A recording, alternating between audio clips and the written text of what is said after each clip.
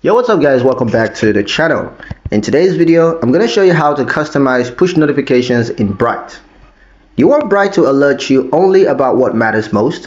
Here's how to customize your push notifications in just a few steps. Start by opening the Bright app and tapping your profile icon. Go to settings and then tap on notifications. Under push notifications, you're going to see a full list of options including transaction updates, payment reminders, budget alerts, promotional offers, and security alerts. Toggle each one on and off based on your preference. You can also adjust how frequently you receive certain types of notifications, like daily, weekly, or only when something changes.